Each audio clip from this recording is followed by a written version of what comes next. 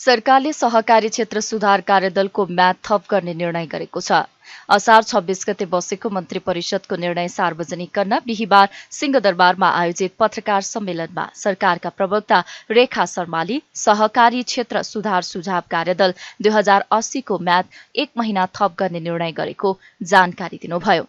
बैठकले थाइल्याण्डले आयोजना गर्ने बिमेस्टिक परराष्ट्र मन्त्रीहरूको रिट्रिटमा भाग लिन परराष्ट्र मन्त्री एनपी साउद नेतृत्वको प्रतिनिधि मण्डललाई स्वीकृति दिने निर्णय गरेको छ भने मोटा धान प्रति क्विन्टल 3,198 र मध्यम धान प्रति क्विन्टल 3,362 न्यूनतम समर्थन मूल्य तोक्ने निर्णय भएको प्रवक्ता शर्माले बताउनुभयो। बैठकले नेपाल खुला विश्वविद्यालयको केन्द्रीय कार्यालय भक्तपुर जिल्लाको सानोठिमीमा तोक्ने निर्णय गरेको छ भने पर्यटन विधेयक तर्जुमाका लागि सैद्धान्तिक स्वीकृति प्रदान गर्ने निर्णय भएको प्रवक्ता शर्माले जानकारी दिनुभयो। अर्थ मन्त्रालयकै प्रस्तावमा भारतको गुजरातमा भारत लगायत विश्वका अन्य विकसित र विकासशील मुलुकको समूह G20 को तेस्रो अर्थमन्त्री स्तरीय बैठकमा भाग लिन अर्थमन्त्री डाक्टर प्रकाश शरण महत नेतृत्वको प्रतिनिधि मण्डललाई स्वीकृति दिने भन्ने निर्णय गरेको छ। र अर्को उद्योग वाणिज्य तथा आपूर्ति मन्त्रालयको प्रस्तावमा आर्थिक वर्ष 2080-81 को लागि मोटा धान प्रति क्विन्टल रु 3,198 र मध्यम धान प्रति क्विन्टल रु 3,362 न्यूनतम समर्थन मूल्य तोक्ने निर्णय पनि गरिएको छ। अर्को ऊर्जा जलस्रोत तथा सिँचाइ मन्त्रालयको प्रस्ताव छ। त्यो प्रस्तावमा नेपाल विद्युत प्राधिकरण चैनपुर सेती जलविद्युत आयोजनाको विद्युत गृहमा रहने संरचना निर्माण गर्नको लागि बझाङ जिल्ला तलकोट गाउँपालिका वार्ड नम्बर 2 र 3 स्थित करिब 7,319 वर्गमिटर जग्गा प्राप्ति गर्न स्वीकृति दिने भन्ने निर्णय भएको छ। र गृह मन्त्रालयको प्रस्तावमा हामीले बाहिर सार्वजनिक पनि गरेकै थियौँ। अनुचित लेनदेन मिटर ब्याज सम्बन्धी जाँचबुझ आयोगको म्याद 2080-6-25 गतेसम्म थप गर्ने निर्णय गरिएको छ। परराष्ट्र मन्त्रालयको प्रस्तावमा थाइल्याण्डले आयोजना गर्ने बिमस्टेक परराष्ट्र मन्त्रीहरूको रिट्रिटमा भाग लिन परराष्ट्र मन्त्री श्री नारायण प्रकाश राउतको नेतृत्वको प्रतिनिधि मण्डललाई स्वीकृति दिने भन्ने निर्णय पनि गरेको छ। र अर्को भूमि व्यवस्था सहकारिता गरिबी निवारण मन्त्रालयको प्रस्तावमा सहकारी क्षेत्र सुझाव कार्यदल 2080 को म्याद मिति 2080-3-26 बाट लागू हुने गरी 1 महिना थप गर्ने भन्ने पनि निर्णय भएको छ। वन तथा वातावरण मन्त्रालयको प्रस्तावमा अत्याधुनिक चलचित्र छायाङ्कन स्टुडियो निर्माण आयोजनाको लागि काभ्रेपलाञ्चोक जिल्लाको बनेपा नगरपालिका वार्ड नम्बर 10 र 13 अन्तर्गत रहेको बाहुन डाँडा सामुदायिक वनको कुल जम्मा 2.5085 हेक्टर जग्गा प्रयोग गर्न स्वीकृति दिने भन्ने निर्णय पनि भएको छ। र शिक्षा विज्ञान तथा प्रविधि मन्त्रालयको प्रस्तावमा नेपाल खुला विश्वविद्यालयको केन्द्रीय कार्यालय भक्तपुर जिल्लाको सानोठिमीमा तोक्ने निर्णय भएको छ। त्यसै गरेर श्रम रोजगार तथा सामाजिक सुरक्षा मन्त्रालयको प्रस्तावमा आर्थिक वर्ष 2078-79 र 79-80 दुई वर्षमा वार्षिक रूपमा न्यूनतम 100 जना नेपालीलाई वैदेशिक रोजगारीमा पठाउन नसकेका इजाजत पत्र प्राप्त संस्थाको इजाजत पत्र अब 2080-81 को लागि नवीकरण गर्न आएमा नवीकरण गरिदिने गरी बाधा अड्काउ फुकाउने आदेश जारी गर्ने भन्ने निर्णय भएको छ। त्यस्तै बैठकले वन्यजन्तुबाट क्षति भए बापतको राहत निर्देशिका 2080 स्वीकृत गर्ने निर्णय पनि गरेको उहाँले बताउनुभयो।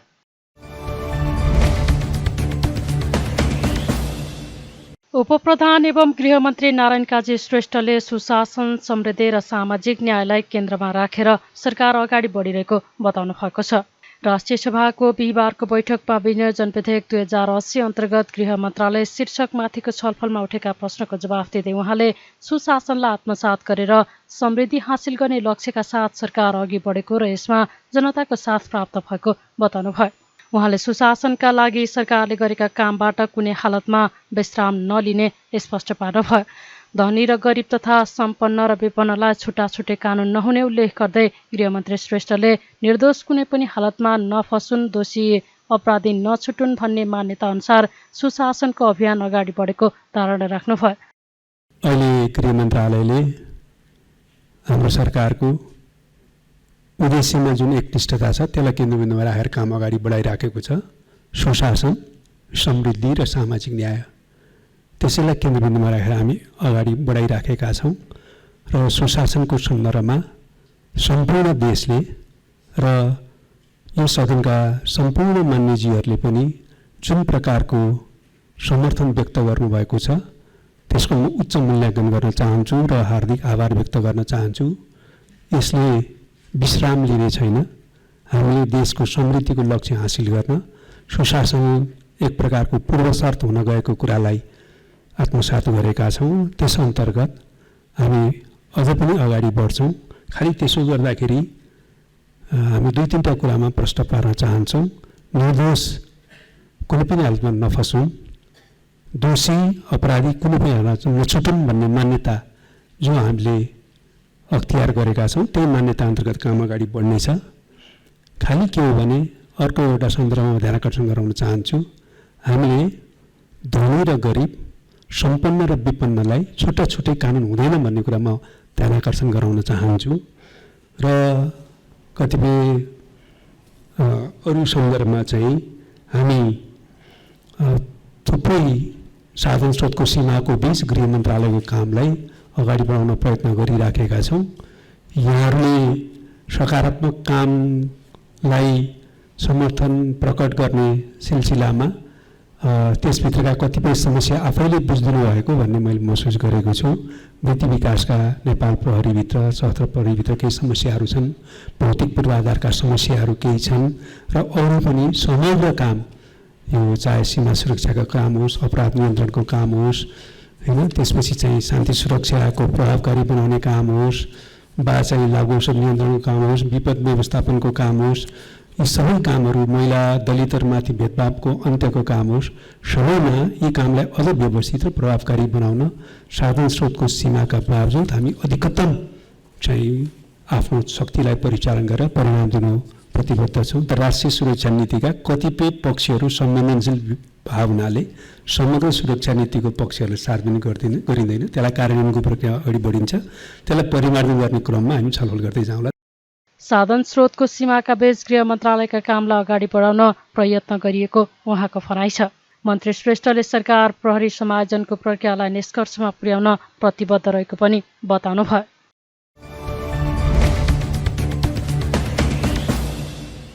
सरकारले प्रस्तुत गरेको आर्थिक वर्ष 2080-81 को राजस्व र व्ययको वार्षिक अनुमान बजेट राष्ट्रिय सभाबाट पनि पारित भएको छ। बिहिबार बसेको राष्ट्रिय सभाको बैठकले प्रतिनिधि सभाबाट सन्देशसहित प्राप्त विनियोजन विधेयक 2080 बहुमतले पारित गरेको हो। बैठकमा अर्थमन्त्री डाक्टर प्रकाश शरण महतले प्रतिनिधि सभाबाट सन्देशसहित प्राप्त विनियोजन विधेयक 2080 लाई पारित गरियोस् भन्ने प्रस्ताव प्रस्तुत गर्नुभएको थियो।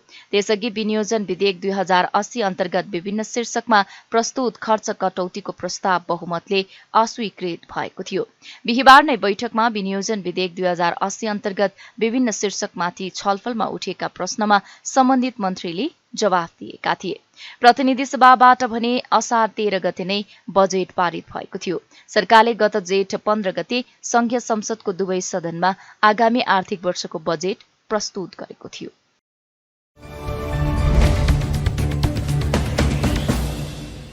अर्थमन्त्री डाक्टर प्रकाश शरण महतले आर्थिक अराजकता नियन्त्रणका लागि सरकार प्रतिबद्ध रहेको बताउनु भएको छ। राष्ट्रिय सभाको बैठकमा विनियोजन विधेयक अन्तर्गत अर्थ मन्त्रालयको विभिन्न शीर्षकमाथि उठेका प्रश्नको जवाफमा अर्थमन्त्री महतले मुलुकको आर्थिक अवस्था सुधार गर्दै यस क्षेत्रको अराजकता नियन्त्रणका लागि सरकार प्रतिबद्ध रहेको बताउनु भएको हो। उहाँले आर्थिक अवस्था सुधारका लागि अन्य मन्त्रालयसँगको समन्वयमा मन्त्रालय अघि बढेको जिकिर गर्नुभयो। उहाँले मुलुकभित्र प्राकृतिक प्रकोप लगायत अत्यावश्यकीय कामका लागि खर्च गर्नका लागि आकस्मिक कोष र विविध शीर्षकमा बजेट राखिएको पनि बताउनुभयो। अर्थमन्त्री महतले आकस्मिक कोष र विविध शीर्षकमा राखिएको बजेट पूर्ण रूपमा पारदर्शी हुने र यसको दुरुपयोग हुन नदिने स्पष्ट पार्नुभयो। उहाँले अनावश्यक खर्च रोक्ने र अनुशासनलाई पहिलो प्राथमिकतामा राखिएको जिकिर गर्नुभयो। अर्थ मन्त्रालयको चालु तर्फ 29 अर्ब 17 करोड, पुँजीगत तर्फ रु 10 अर्ब 83 करोड 28 लाख गरी जम्मा 40 अर्ब 62 लाख रहेको छ। अर्थ मन्त्रालय अन्तर्गतका संस्थानहरूमा वित्तीय लगानी, सेयर र ऋण लगानी रु 7 अर्ब 27 करोड रहेको छ। अर्थ मन्त्रालय अन्तर्गत खर्च गर्ने इकाइहरू अर्थ मन्त्रालय, महालेखा नियन्त्रक कार्यालय, आन्तरिक राजस्व विभाग, भन्सार विभाग, सार्वजनिक ऋण व्यवस्थापन कार्यालय, निर्वृत्ति भरण कार्यालय, कुमारी चोक तथा केन्द्रीय तहसिल कार्यालयहरू रहेका छन्। सरकारले लक्ष्य राखेको राजस्व परिचालन गर्ने प्रमुख विभागहरू आन्तरिक राजस्व विभाग र भन्सार विभागका लागि रु 5 अर्ब 56 करोड रकम विनियोजन गरिएको छ। सार्वजनिक खर्च प्रणाली व्यवस्थापनका लागि महालेखा नियन्त्रक कार्यालय र अन्तर्गतका कार्यालयलाई 1 अर्ब 24 करोड विनियोजन गरिएको छ। अर्थ मन्त्रालयले आफैले खर्च गर्ने गरी चालु तथा पुँजीगत खर्चका लागि विनियोजन भएको रकममध्ये मिलेनियम च्यालेन्ज एकाउन्ट नेपालका लागि मात्र 10 अर्ब 84 करोड 70 लाख विनियोजन भएको छ। यस अन्तर्गत प्रसारण लाइन र सब स्टेसन निर्माण मुख्य क्रियाकलापहरू रहेका छन्। समग्र बजेट कार्यान्वयन र अर्थतन्त्र सुधारका लागि अर्थ मन्त्रालयले अन्य मन्त्रालय र निकायहरूसँग समन्वय र सहजीकरणको भूमिका निर्वाह गर्छ। सुधारका काम गर्न ठुलो बजेट कतिपय ठाउँमा आवश्यक नपर्न पनि सक्छ। मन्त्रालयको नियमित बजेट र जनशक्तिबाट यी कामहरू सम्पादन हुँदै जानेछन् भने यो विविध शीर्षकमा मैले अघि भनि नै सकेँ। यो सांसद निर्वाचन क्षेत्र पूर्वाधार संसदीय पूर्वाधार निर्वाचन क्षेत्र कार्यक्रम भनेर राख्यौँ 8 अर्ब 35 करोड। त्यो चाहिँ विविधमै छ हैन। त्यस्तै गरेर चाहिँ अर्को शीर्षक पनि त्यसमा विविधमै राखेको कुरा मैले यहाँलाई चाहिँ निवेदन गरिसकेँ। त्यो बाहेक बेला बखतमा अनेकौं खाले निर्णय क्याबिनेटले गर्नुपर्ने हुन्छ। बाढी पहिरो आयो, भूकम्प आउन सक्छ, अरू खाले निर्णय गर्नु छ। यो चाहिँ हरेक वर्ष यो राख्ने गरेको छ र त्यसको चाहिँ खर्च कसरी भयो भन्ने कुरा कहीँबाट चाहिँ छुपाउने लुकाउने कुनै सम्भावनै छैन। त्यसको सम्पूर्ण कुरो चाहिँ सार्वजनिक हुन्छ भन्ने कुरो यहाँहरू सबै मान्यज्यूहरूलाई थाहा छ। तैपनि यो चाहिँ यो अर्थमन्त्रीले खल्तीमै हाल्न थाले रहेछ कि अथवा सरकारमा बसेकाहरूले चाहिँ आफू खुसी खर्च गर्न खोजे रहेछन् भने कहाँ पाइन्छ त्यस्तो गर्न?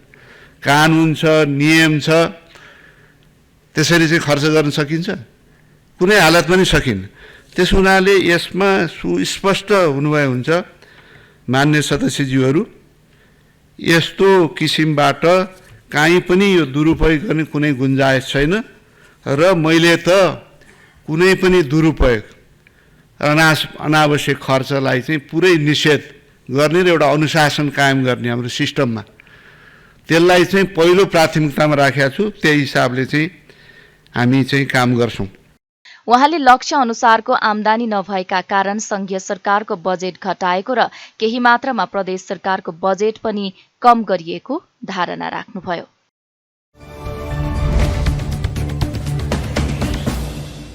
सञ्चार तथा सूचना प्रविधि मन्त्री रेखा शर्माले राष्ट्रिय साइबर सुरक्षा नीति मन्त्री परिषदमा लैजाने तयारी अन्तिम चरणमा पुगेको जानकारी दिनुभएको छ। बिहिबार राष्ट्रिय सभा बैठकमा सञ्चार तथा सूचना प्रविधि मन्त्रालयको छलफलका क्रममा सदस्यहरूले राखेको प्रश्नको जवाफ दिँदै मन्त्री शर्माले साइबर सुरक्षासँग सम्बन्धित विषयहरू एकीकृत गरी राष्ट्रिय साइबर सुरक्षा नीति मन्त्री परिषदमा लैजाने तयारी अन्तिम चरणमा पुगेको जानकारी दिनुभएको हो।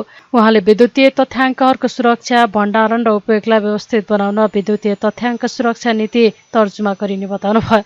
हाल 24 घण्टा सञ्चालनमा रहेको सरकारी डाटा सेन्टरको स्तरोन्नति गरी हेटौडामा डिजास्टर रिकभरी सेन्टर सञ्चालनमा ल्याउने, निजी क्षेत्रद्वारा सञ्चालित डाटा सेन्टरको स्तरीकरण र नियमन गरिने जानकारी पनि उहाँले दिनुभयो। हुलाक सेवाको निरन्तरताको सुनिश्चितता गर्दै कम कार्यभार भएका संरचनालाई एक आपसमा गाभी सेवा प्रवाहको प्रभावकारिता र वित्तीय मितव्ययिता कायम गर्न खोजिएको मन्त्री शर्माले जानकारी दिनुभयो।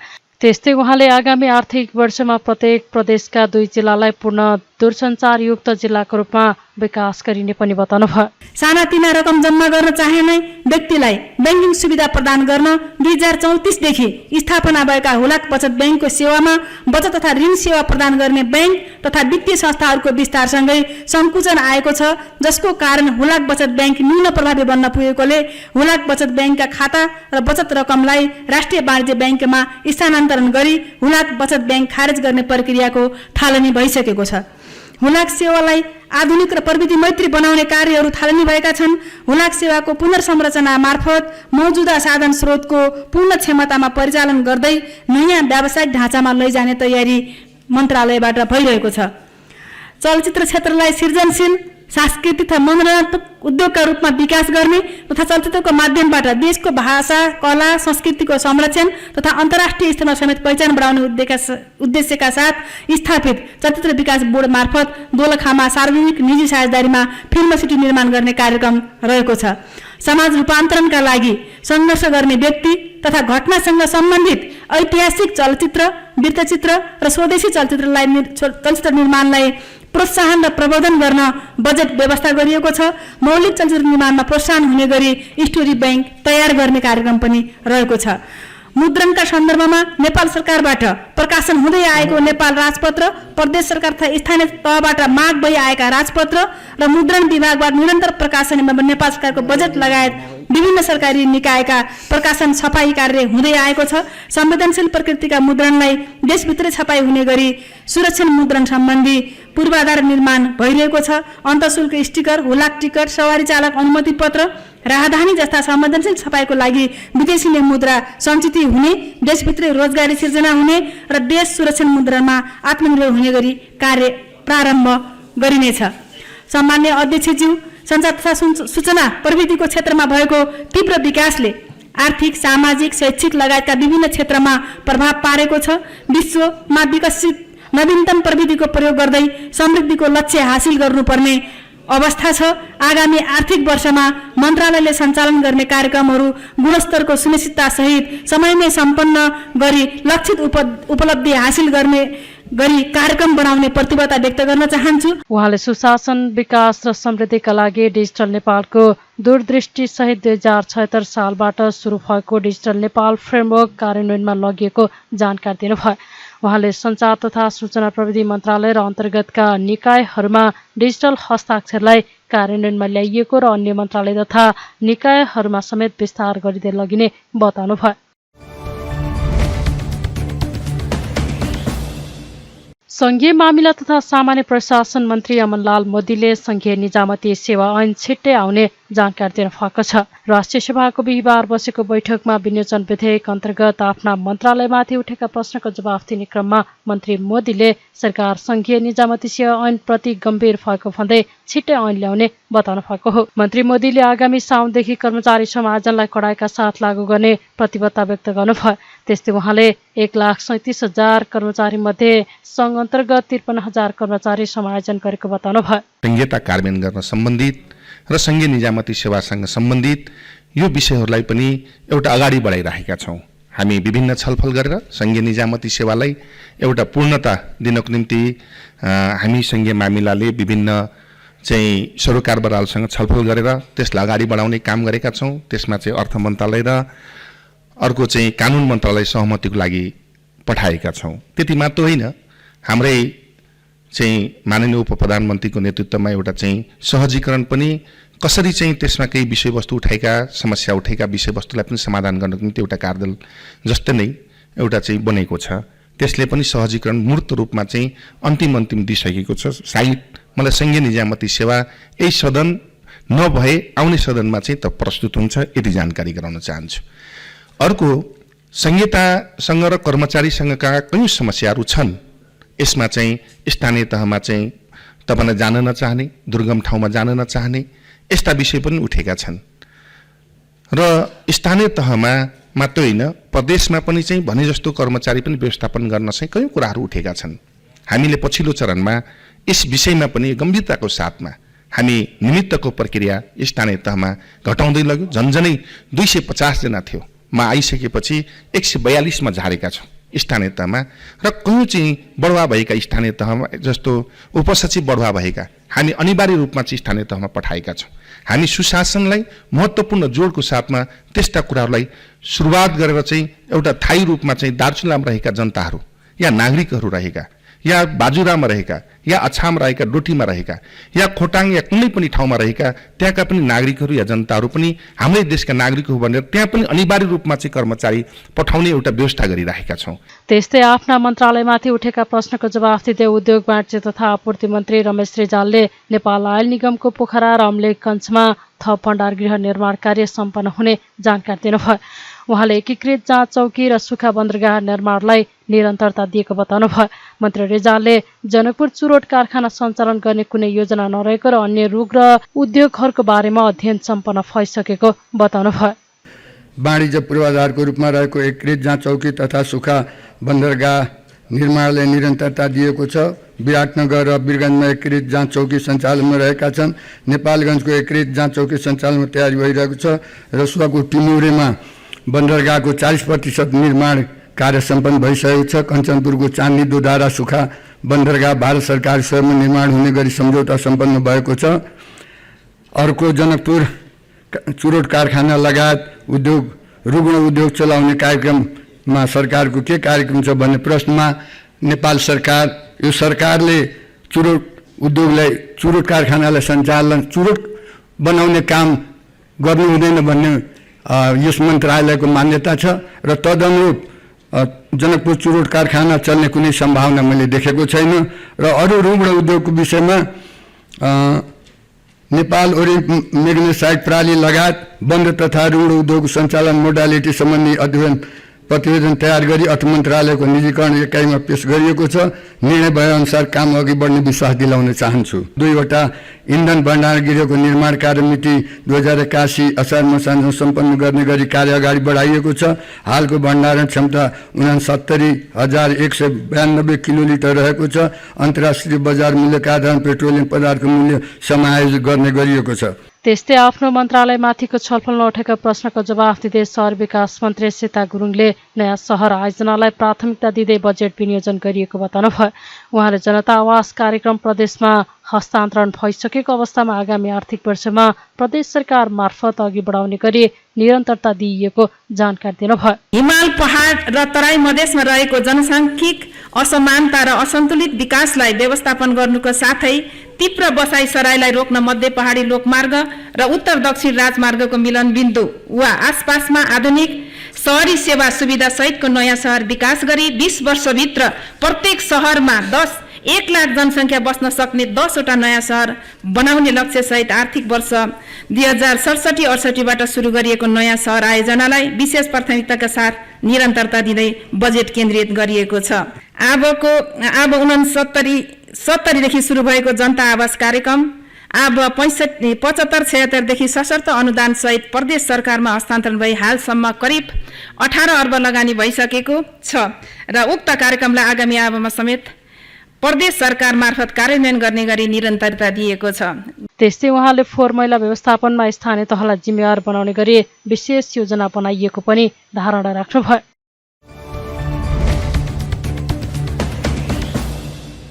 मानव अधिकार तथा शान्ति समाजले तत्काल युद्ध रोक्न आग्रह गर्दै काठमाडौँ स्थित रुसी दूतावास अगाडि प्रदर्शन गरेको छ।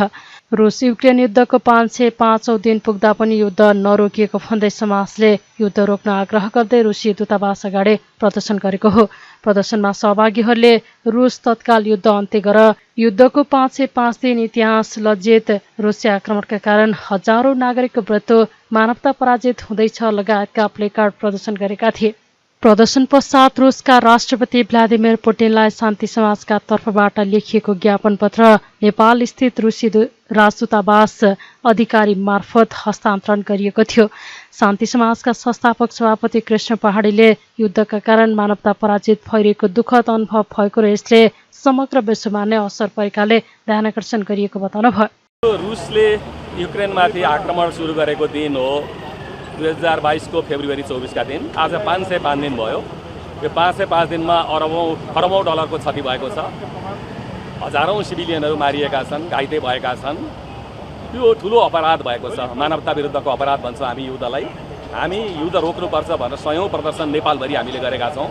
रुसी दूतावास अगाडि पनि हाम्रो यो तेस्रो चौथो प्रदर्शन हो र आज यो 505 दिनमा हामी रुसलाई स्मरण गराउँछौँ कि युद्ध रोक्नुपर्छ। तपाईहरूले सुरु गरेको युद्ध तपाईहरूले नै अन्त्य गर्नुपर्छ।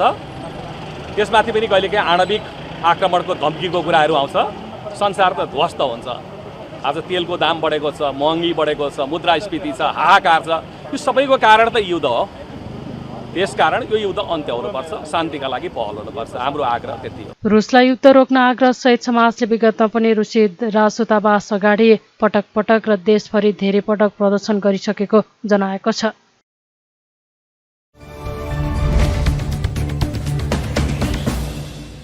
परराष्ट्र मन्त्री एनपी साउदले बीआरआई कार्यान्वयनका लागि छलफल भइरहेको बताउनु भएको छ। बिहिबार राष्ट्रिय सभा बैठकमा आफ्नो मन्त्रालयमाथिको विनियोजन विधेयकमा भएको छलफलका क्रममा उठेका प्रश्नको जवाफ दिँदै मन्त्री साउदले नेपाल चीन बीच सन् 2017मा सम्झौता भएको बीआरआई कार्यान्वयन योजनामा छलफल जारी रहेको बताउनुभयो। उहाँले केरुङ काठमाडौँ रेलमार्गको सम्भाव्य अध्ययन र दुई देशबीच विद्युत प्रसारण लाइनको समेत सम्भाव्यता अध्ययन भइरहेको जानकारी दिनुभयो। परराष्ट्र मन्त्री साउदले 7वटा मुलुकमा राजदूत रिक्त रहेकाले कार्यविधि अनुसार चाँडै राजदूत नियुक्त गरिने बताउनुभयो। परराष्ट्र मन्त्री साउदले नेपालको संविधानले निर्दिष्ट गरेका असंलग्न परराष्ट्र नीतिका आधारमा नेपालको कूटनीतिक सम्बन्ध अघि बढिरहेको पारस्परिक हित र लाभका आधारमा छिमेकी लगायत विश्वका सबै मुलुकहरूसँगको मैत्रीपूर्ण सम्बन्ध सुदृढ बनाइरहेको जानकारी दिनुभयो। परराष्ट्र नीति सञ्चालनका मूलभूत आधार नेपालको संविधानले निर्दिष्ट गरेको छ र असंलग्नताका ती आधारहरूमध्ये एक प्रमुख आधार असंलग्नता ती आधारहरूमध्ये एक प्रमुख आधार रहिआएको छ। नेपालको सार्वभौमिक समानता, पारस्परिक सम्मान र लाभका आधारमा छिमेकी लगायत अन्य मुलुकसँग सम्बन्धलाई सुदृढ र विस्तार गर्दै आएको छ। गुण र दोषका आधारमा अन्तर्राष्ट्रिय मुद्दामा स्वतन्त्र धारणा बनाउने, मतदान गर्ने तथा अन्तर्राष्ट्रिय सम्बन्धलाई न्यायपूर्ण, निष्पक्ष, उत्तरदायी र सहयोगात्मक बनाउने दिशामा नेपालको कूटनीतिक प्रयास उन्मुख छ। नेपाल र चीन बीच 2017मा बीआरआई सम्बन्धी सम्झौता पत्रमा हस्ताक्षर भएको हो। सोही अनुसार दुई देशको बीच बीआरआई कार्यान्वयन योजनामा छलफल जारी रहेको छ। चीनका तत्कालीन स्टेट काउन्सिलर एवं परराष्ट्र मन्त्री वाङ यी यो मार्च 2022मा सम्पन्न नेपाल भ्रमणमा हस्ताक्षर भए अनुसार केरुङ काठमाडौँ रेलवेको सम्भाव्यता अध्ययन तथा दुई देशबीच अन्तर्देशीय विद्युत प्रसारण लाइनको सम्भाव्यता अध्ययन भइरहेको छ। राजदूत नियुक्तिका सम्बन्धमा हाल स्थायी नियोग न्युयोर्क तथा Geneva, Canada, France, Thailand, UAE र कुवेत गरी 7 स्थानमा राजदूत पद रिक्त रहेको छ। राजदूतको नियुक्तिमा नेपाल सरकारले परराष्ट्र भित्रबाट 50% र परराष्ट्र बाहिरबाट 50% गर्ने हाम्रो कार्यविधिको प्रावधान छ र सोही कार्यविधि अनुसार नियुक्त गर्ने सम्बन्धमा उच्च तहमा छलफल भइरहेको छ र यो प्रक्रिया अब तत्कालै टुङ्गिनेछ भन्ने म विश्वास दिलाउन चाहन्छु। नेपाली नियोगको सेवा प्रवाह सम्बन्धमा विदेशमा रहेका नेपालीहरूको हक, हित र सुरक्षाप्रति संवेदनशील हुनेतर्फ नेपाली राजदूत तथा नियोग प्रमुखहरूलाई अभिमुखीकरण गरिएको छ। विदेशमा अप्ठ्यारोमा परेका नेपालीहरूको उद्धार एवं आवश्यकता अनुसार नेपाली फर्कन सहजीकरण गर्ने कार्यलाई नियोगले उच्च प्राथमिकतामा राखेका छन्। त्यस्तै बैठकमा आफ्ना मन्त्रालयमाथिको छलफलमा उठेका प्रश्नको जवाफ दिँदै स्वास्थ्य मन्त्री मोहन बस्नेतले मुलुकभरका अस्पतालमा विपन्न नागरिकलाई सहज रूपमा उपचार गर्ने व्यवस्था गरिएको जानकारी दिनुभयो। सीमित बजेटका बावजुद पनि स्वास्थ्य सेवालाई प्रभावकारी बनाउँदै उपचारका लागि विदेश जानुपर्ने अवस्थालाई अन्त्य गर्दै लैजाने उहाँले बताउनुभयो। कुनै पनि अस्पतालको सम्झौता हुँदा 10% बेडहरू उपचार सहित निःशुल्क दिनुपर्ने प्रावधान छ। तर आजसम्म दशकौंदेखि यो कुरा सम्भव भएन, व्यवहारमा लागू भएन। म स्वास्थ्य मन्त्री भएर आएपछि यसलाई कडाइका साथ लागू गरेका छु र आज चाहिँ हजारौं हजार देशभरिका चाहिँ बिरामीहरूले निःशुल्क उपचार गर्न पाउने अवस्था बनेको छ। यदि त्यो सम्झौता अनुसारले काम भएन भने सबैको सहयोग लिएर मैले दर्ता खारेजसम्मको प्रक्रियामा पनि पुग्न सक्छु भनेर चाहिँ मैले भनेको छु र यो काम सुरु भएको छ र यो एउटा कुरा मैले निवेदन गर्न चाहेँ। र अर्को चाहिँ देशका सबै सङ्घीय अस्पतालहरू 16वटा अस्पतालहरूमा हामीले अहिलेसम्म 3523 बेड गरिब, निमुखा, विपन्न, असहाय र बेवारिसेका लागि हामीले यो चाहिँ निःशुल्क उपलब्ध गराइसकेका छौँ। यो सबै विधाका एक्सपर्ट डाक्टरहरू एकदमै विशेषज्ञहरूको टिम बनाएर एउटा त्यो चाहिँ खडा गर्ने, त्यसले प्रदेश स्तरमा पनि त्यसै गरी 7वटा प्रदेशमा खडा गर्ने र कसैलाई पनि उपचार गर्न पर्यो त्यो स्थिति आउनु सबभन्दा पहिला हामीले त्यो टिम विशेषज्ञहरू कुन रोग हो, कुन भिआइपी अथवा भिभिआइपीहरूको के रोग हो अथवा रोग पत्ता लगाउनु पर्ने विषय कस्तो सिम्टम देखेको छ त्यसका लागि चाहिँ त्यो मेडिकल टिम सशक्त मेडिकल टिम बनाउने र त्यो मेडिकल टिमले चाहिँ यहाँ हामीले ट्रिटमेन्ट अगाडि बढाउने र ती टिमहरूले अब लगायत मेडिकल एसोसिएसन छ सबैले यो चाहिँ यहाँ हुन सक्दैन अब विदेश जानुपर्छ भन्ने अवस्था आयो भने ठिक छ, होइन भने हामी नेपाली डाक्टरहरूबाटै नेपाली स्वास्थ्य कर्मीहरूबाटै भिभिआइपीहरूको चाहिँ उपचार गर्नको लागि स्वास्थ्य मन्त्रालय प्रतिबद्ध रहेको र त्यसका लागि आवश्यक व्यवस्थापन हामीले मिलाइसकेको कुरा पनि म निवेदन गर्न चाहन्छु।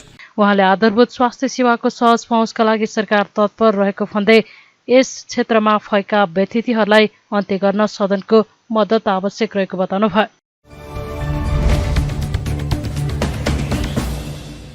राष्ट्रिय स्वतन्त्र पार्टीका सभापति रवि लामिछानेले सरकारमा सहभागी हुने कुनै योजना नरहेको स्पष्ट पार्नु भएको छ। बिहिबार काठमाडौँमा संसदीय मामिला पत्रकार समाजको नवनिर्वाचित कार्यसमितिलाई बधाई तथा शुभकामना दिँदै लामिछानेले अहिले पार्टी विस्तार लगायत अन्य आन्तरिक काममा रासपाको ध्यान केन्द्रित रहेको भन्दै सरकारमा सहभागी हुने योजना नरहेको र पार्टीभित्र पनि कुनै छलफल नभएको बताउनु भएको हो। लामिछानेले सरकारमा जाने रेसमा पार्टी नरहे पनि सरकारको स्थायित्वको पक्षमा रासपा रहेको जिकिर गर्नुभयो। उहाँले पार्टीले आफ्नो निर्णयहरू स्वतन्त्र रूपमा गर्ने गरेको भए पनि कहिले सत्ता पक्ष र कहिले प्रतिपक्ष निकट भनेर आरोप लाग्ने गरेको बताउनुभयो। अहिले रासपा प्रतिपक्षमा रहेको भन्दै सबै प्रतिपक्षको एजेन्डा समान हुन नसक्ने उहाँको भनाइ छ। लामिछानेले मिटर ब्याज सम्बन्धी कानूनलाई अन्तिम दिनमा सदनमा ल्याउनुले आशंका उत्पन्न गरेको र अब सत्तामा रहेका दलहरू नै विपक्षमा उभिन सक्ने उल्लेख गर्नुभयो। अगाडि त हामी जस्तो उपनिर्वाचन पछाडि त हामीलाई आउनुहोस् नै भन्नुभएकै थियो, हामीले जाने इच्छा नै व्यक्त गरेनौँ, त्यस कारण हामीले त्यो च्याप्टरलाई क्लोज गऱ्यौँ। अहिले हामीले त्यो च्याप्टरलाई अन नै गरेका छैनौँ। उहाँहरूको जे अग्रिमेन्ट भएको छ, उहाँहरूले एउटा पोलिसनबाट अर्को पोलिसनमा भर्खरै जानुभएको छ, त्यसमा इमान्दारीपूर्वक कन्टिन्यू गरेर गए भइहाल्यो। हामी त पार्टी विस्तार पनि गर्नुपर्ने छ, पार्टीमा दस्तावेजीकरणदेखि लिएर हाम्रो सवालमा हाम्रा धेरै कामहरू छन्, त्यस कारणले नै हामी सोचेर नत्र गइ नै हालिन्थ्यो। त्यो हामी चाहिँ त्यो रेसमा पनि छैनौँ, त्यो गेममा पनि छैनौँ। अब प्रत्यक्ष अप्रत्यक्ष राजनीतिक दललाई आइरहन्छ नि, जाने हो कि यो गर्ने हो कि त्यो गर्ने हो कि दोस्रो तेस्रो तहका नेताहरू कहिलेकाहीँ मद्दत चाहिन्छ है भन्ने त्यो एकदम लाइट नोटमा भन्ने कुराहरूलाई मैले अब त्यसलाई गम्भीरतापूर्वक लिएको पनि छैन। पार्टीमा हामीले त्यस किसिमको संवाद गरेका पनि छैनौँ। तर स्थायित्वको पक्षमा हामी चाहिँ छौँ, स्थायी रूपमा बसोस्, जनतामा एउटा सरकार आजै ढल्ला कि भोलि नै ढल्ला कि पोलिसन चेन्ज हुन लाग्यो कि यो हुन लाग्यो कि भन्ने त्यो वातावरण नबनोस् भन्ने चाहिँ हामी चाहन्छौँ। एउटा जिम्मेवार राजनीतिक दलले चाहने पनि त्यही नै हो। जस्तो हामीलाई असाध्यै धेरै यो पहिला चाहिँ नि सरकारमा जाँदा चाहिँ नि यो माओवादीको पछि लाग्यो, प्रचण्डको पछि लाग्यो भनिएको हुन्छ। तपाईँले हाम्रा निर्णयहरू हेर्नुभयो भने असाध्यै यति स्वतन्त्र रूपमा निर्णय गरेको दलै तपाईँले कम पाउनुहुन्छ। त्यतिखेरको एउटा अग्रिमेन्ट थियो पुस 10 को, हामी त्यसमा बस्न सकुन्जेल बस्यौँ, किनभने त्यसको एउटा पाटो उपसभामुख हाम्रो दलको पनि त हो नि, हामी बस्न सकुन्जेल बस्यौँ। जब त्यो अग्रिमेन्ट टुट्यो, जब त्यो कुरा चाहिँ रहेन, त्यो नरहिसकेपछि त्यसमा हामी बसिरहनु पर्ने आवश्यकता भएन। हामीले डिसिजन गर्दाखेरि हामीले रामचन्द्र पौडेलको पक्षमा हामीले निर्णय गऱ्यौँ, राष्ट्रपतिको पक्षमा हामीले निर्णय गऱ्यौँ। त्यतिखेर पनि ओहो यो त सरकारको गठबन्धनको पछि लाग्यो, अब सत्तामै जान लाग्यो कि भन्ने यस्तो कुराहरू भयो। त्यतिखेर फेरि हामीले संविधानको मर्म अनुसार जनमतको उम्मेदवारले जित्ने त कुनै सम्भावनै थिएन। हामीलाई त फाइदा लिन चाहेको भए त सरकारमा जान्छ कि भने जस्तो भयो, गठबन्धनकै जब दिँदैसक्यो राष्ट्रपतिलाई भने हामीले गठबन्धनकै उसलाई दिन सक्नुपर्ने हुन्थ्यो। तर हामीले संविधानको मर्म, भाषा होइन, नेपालको संविधानको मर्म के भने राष्ट्रपति पुरुष भइसकेपछि उपराष्ट्रपति महिला अथवा डिफ्रेन्ट अलग जेन्डरको हुनुपर्छ। संविधानको मर्म त त्यही हो नि, भाषाको कुरा नै। हामीले त्यसलाई मध्यनजर गरेर हामीले जनमतको पार्टीलाई हामीले समर्थन गऱ्यौँ, हामीले भोट हाल्यौँ। सो अहिले पनि प्रतिपक्षमा का मुद्दाहरू समा सिमिलर होला, तर समा एउटै चाहिँ हुन सक्दैन। जस्तो सांसद विकास कोषको नाम दिए पनि होइन, त्यसमा हामीले हाम्रो आफ्नो स्ट्यान्ड छ। एमालेको स्ट्यान्ड त्यो हो त होइन नि त। भनेपछि अहिले प्रतिपक्षमा एमाले हामीभन्दा ठुलो दल भएको हुनाले एमालेको पछि लाग्यो भन्ने किसिमको एउटा भाष्य क्रिएट गरेर एमालेको पछि लाग्यो भने हामी एमालेको पछि लाग्ने होइन, हामी जनताको मुद्दाको पछि लाग्ने हो। न हिजो हामी कङ्ग्रेसको पछि थियौँ, न माओवादीको पछि हौँ, न एमालेको पछि हौँ। प्रतिपक्ष बेन्चमा सँगै छौँ, ठुलो प्रतिपक्ष होला। कयौँ जनताका जनजीविकाका मुद्दामा हामीहरू साझा मुद्दा पनि होला, कयौँ अलग मुद्दा पनि हुन्छ। हेर्नुहोस् न, हामीले हाम्रा निर्णयहरू अलग अलग समयमा आवश्यक अनुसारका हामीले निर्णयहरू गरेका छौँ। त्यस कारणले हामीलाई त्यसरी ट्याग लगाइदिनु अथवा त्यो गर्नु चाहिँ खासै उपयुक्त छैन। जुन मिटर ब्याज सम्बन्धी अध्यादेश जुन चाहिँ अब 0मा जान गयो, म ग्यारेन्टीका साथ भन्छु सत्तामा भएका दलहरू यसको विपक्षमा उभिन सक्छन्, देखेर नदेखेर, अथवा यो अन्तिम दिनमा ल्याउने लगायतका यी कुराहरूमा पनि काहीँ न काहीँ आशंका छ हामीलाई, यही हो भनेर भन्न सकिँदैन, तर देखिएको छ। सबै तयार छन् त मुखले त, खोइ त किन फेल हुन्थ्यो र सबै तयार भएको कुरा विधेयक अध्यादेशहरू त त्यसै जिरोमा जाने नै थियो नि त भनेको। त्यस्ता मुद्दामा पनि हामी चाहिँ हामीले अझ बढी हामी भोकल छौँ है भन्न खोजे। उहाँले 2वटा संसदीय समितिको नेतृत्वमा रासोपाले दाबी गरेको धारणा राख्नुभयो।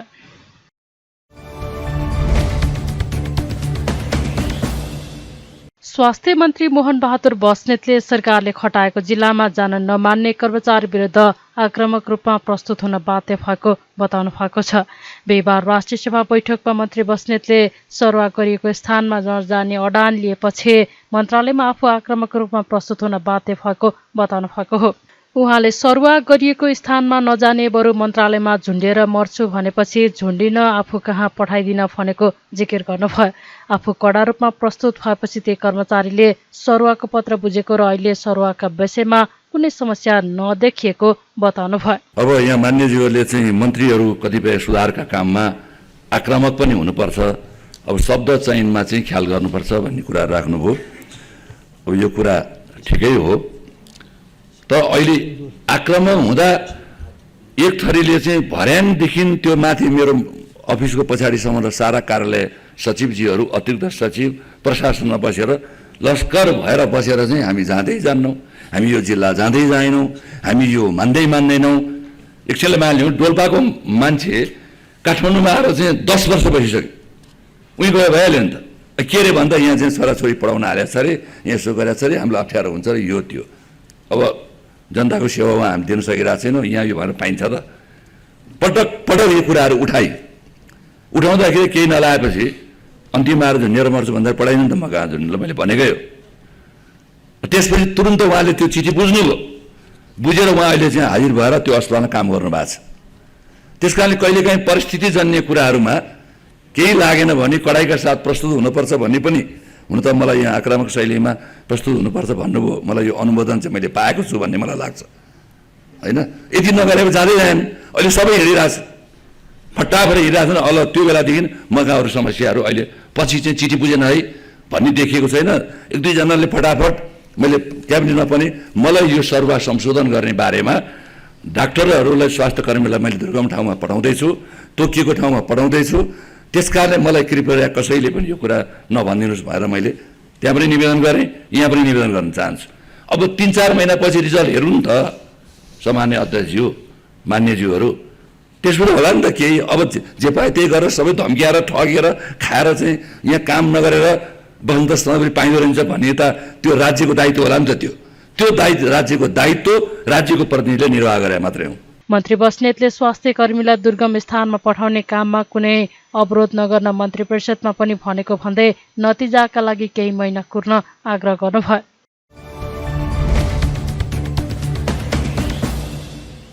राष्ट्रिय प्रजातन्त्र पार्टी राप्रपाले पार्टीमा काम नगरी नेता हुन नपाइने व्यवस्था सहितको नवीन राप्रपा 2080 को कार्ययोजना सार्वजनिक गरेको छ। बिहिबार पार्टी कार्यालय धुम्बारैमा पत्रकार सम्मेलन गर्दै राप्रपाले राप्रपा अब नवीन राप्रपा कार्ययोजना अन्तर्गत नव परिकल्पना, नव परिचय र नव प्रस्तुति मूल नारा सहित जनताको घर दैलोमा राप्रपा अभियान समेत शुरू गरेको जनाएको हो।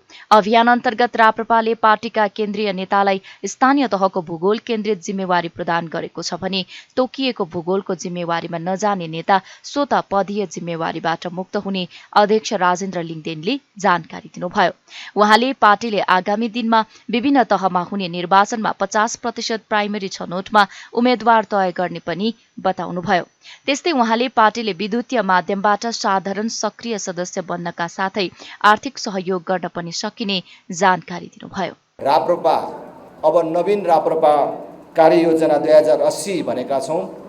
त्यस अन्तर्गत नव परिकल्पना, नव परिचय र नव प्रस्तुति मूल नारासहित जनताको घर दैलोमा राप्रपा अभियान सुरु गर्ने भएका छौँ र जो प्रारम्भ पनि भइसकेको छ। राष्ट्रिय प्रजातन्त्र पार्टीले यस कार्यक्रम अन्तर्गत 6 महिनाभित्रमा पार्टीको सबै तहमा 33% महिलाको सङ्ख्यालाई सुनिश्चित गरिसक्ने भएको छ। त्यसै गरेर पार्टीको सबै तहमा 40 वर्षसम्मका युवाहरूको अनिवार्य सहभागिताको व्यवस्था मिलाउने भएको छ र यो अन्तर्गत केन्द्रीय कार्य समितिमा 40 तथा कार्य सम्पादन समितिमा कम्तीमा 7 जना युवाहरूलाई विभिन्न प्रक्रियाबाट अनिवार्य रूपमा प्रतिनिधित्व गराउने व्यवस्था हामीले मिलाएका छौँ। पार्टीले आगामी दिनमा विभिन्न तहमा उम्मेदवार बनाउँदा 50% प्राइमरी छनौट प्रक्रिया अपनाउने भएको छ। त्यस्तै गरेर सरकारी वेतनदारीहरूको भातृ सङ्गठनलाई शुभेच्छुक सङ्गठनमा परिणत गरिने भएको छ। केन्द्रीय कार्य समिति र कार्य सम्पादन समितिसम्म अनिवार्य रूपमा समावेश गराउने एउटा व्यवस्था मिलाएका छौँ। अर्को 6 महिनाभित्रमा पार्टीका सबै तहमा 33% महिलाहरूको प्रतिनिधित्व सुनिश्चित गर्ने, त्यो कम्तीमा त्यो 50% पनि हुनसक्छ, तर कम्तीमा 33% सङ्ख्या चाहिँ सुनिश्चित गर्ने नीति लिएका छौँ। त्यसै गरी पहिलोचोटि सायद सबै राजनीतिक दलहरूमध्ये नै हुनसक्छ कि हामीले पार्टीको शीर्षस्थ नेताहरूलाई तल्लो तहमा भनेको वडा तहमै सङ्गठन गर्न जान पर्ने व्यवस्था मिलाएका छौँ। भनेको हिजोको दिनमा पार्टीले केन्द्रीय नेताहरूलाई जिम्मेवारीमा खटाउँदाखेरि कुनै जिल्ला तोकिन्थ्यो, कुनै एउटा कार्यक्रमको लागि प्रतिनिधिको रूपमा पठाइन्थ्यो भने अहिले समग्र क्रियाकलापहरू परिचालन गर्नको लागि 6 महिनाको लागि नेताहरूलाई भूगोलमा अनिवार्य जोडिएर बस्ने व्यवस्था हामीले मिलाएका छौँ।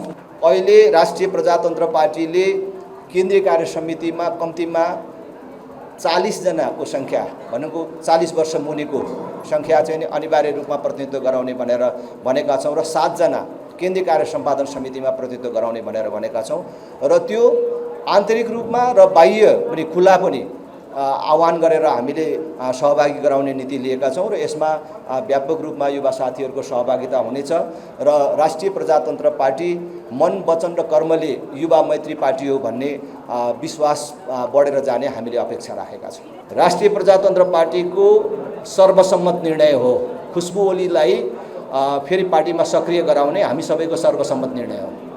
राप्रपाले 6 महिनाभित्रमा 165 निर्वाचन क्षेत्रसम्म प्रशिक्षण कार्यक्रम सम्पन्न गरिने जनाएको छ। प्रशिक्षण कार्यक्रम सम्पन्न भएपछि जनजीविकाका सवाल तथा राजनीतिक मान्यता स्थापनाका लागि जनदबाव सृजनाका लागि क्रियाकलाप अघि बढाउने राप्रपाले जनाएको छ।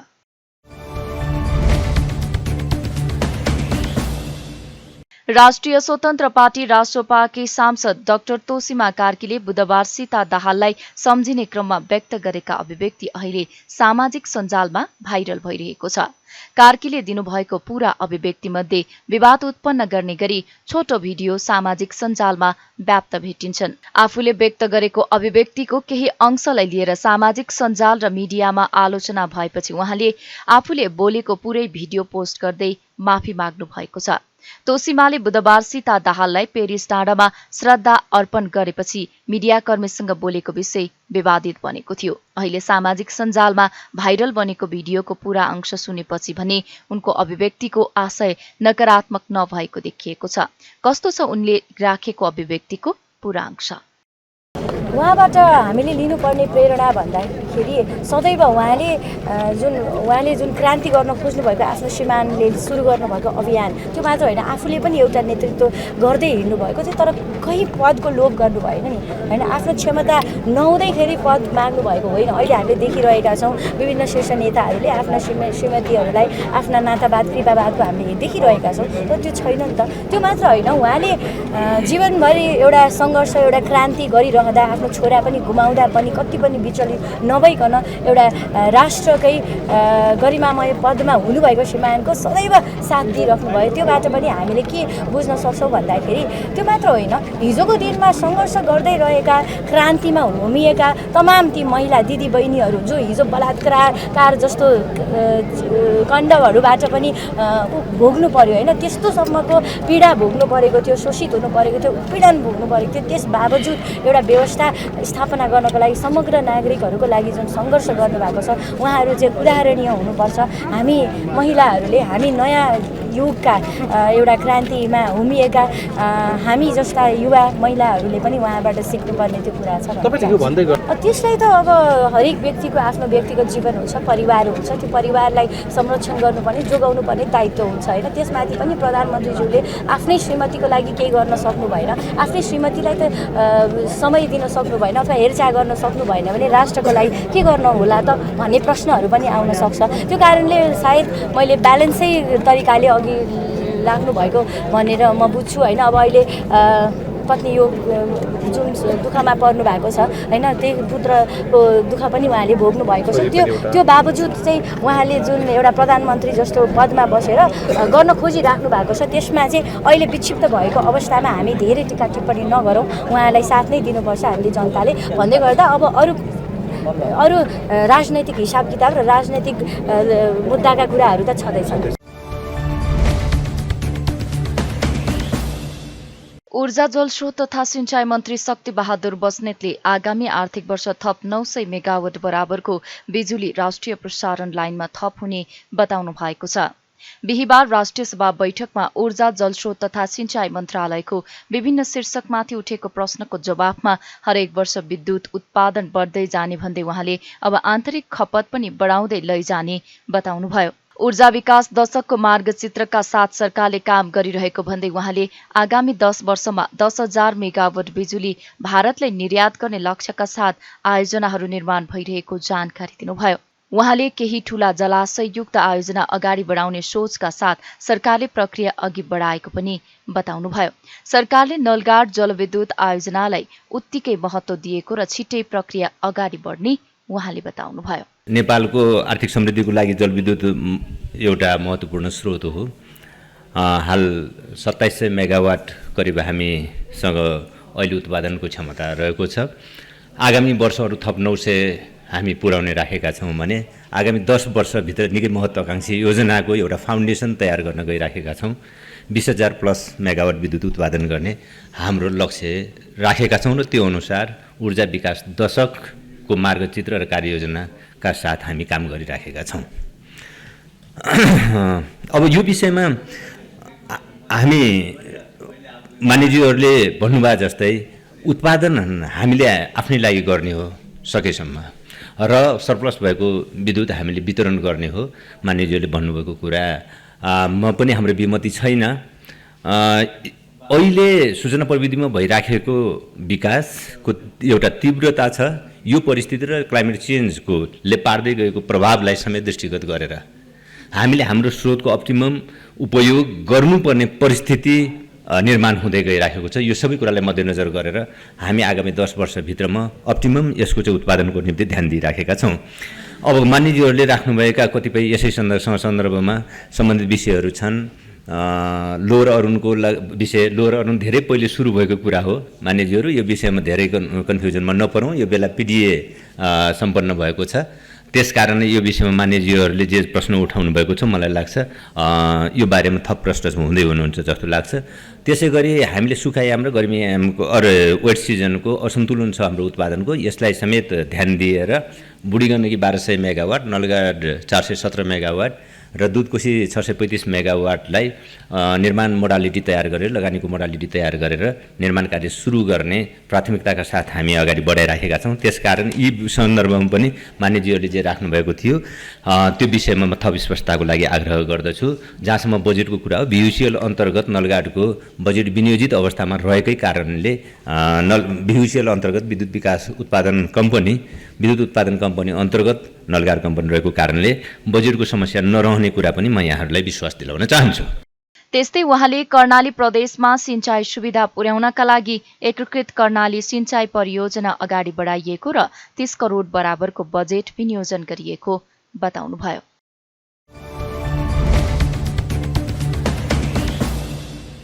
क्यान्सरबाट पीडित तिमाल गाउँपालिका वडा नम्बर 7 का 11 वर्षीय अंकित कुमार मोक्तानको उपचारका लागि नेपाली कंग्रेस काभ्रे क्षेत्र नम्बर 1 को प्रदेशसभा 1 क को अगुवाईमा सहयोग संकलन गरी हस्तान्तरण गरिएको छ।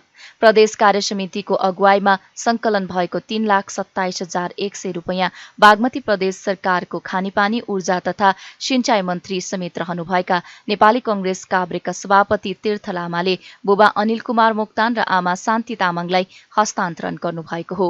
बाबुको उपचारमा सहयोग पुगोस् भन्ने उद्देश्यले नेपाली कंग्रेस प्रदेश 1 क क्षेत्रीय कार्य समिति सदस्यबाट संकलित 1,01,000 र अन्य सहयोगी दाताबाट संकलित रकम समेत गरी 3,27,100 रुपैयाँ रकम हस्तान्तरण गरिएको अभियानका संयोजन गर्नुभएका नेपाली कंग्रेस प्रदेश 1 क क्षेत्रीय कार्य समितिका कोषाध्यक्ष रमेश तामाङले जानकारी दिनुभयो। सहयोग हस्तान्तरण गर्दै मन्त्री लामाले बालकको उपचारका लागि पार्टीका साथीहरूबाट सहयोग संकलन गरी हस्तान्तरण गरिएको बताउँदै सरकारका तर्फबाट पनि उपचारमा सहयोग गर्ने प्रतिबद्धता जनाउनुभयो। सहयोग हस्तान्तरण कार्यक्रममा नेपाली कंग्रेस क्षेत्र नम्बर 1 क का सभापति रामयोञ्जन, तिमाल गाउँपालिकाका अध्यक्ष चन्द्रबहादुर तामाङ, भुम्लु गाउँपालिकाका उपाध्यक्ष दावा लामा, महाभारत गाउँपालिकाका उपाध्यक्ष सागर मोक्तान लगायत नेता कार्यकर्ताको उपस्थिति रहेको थियो।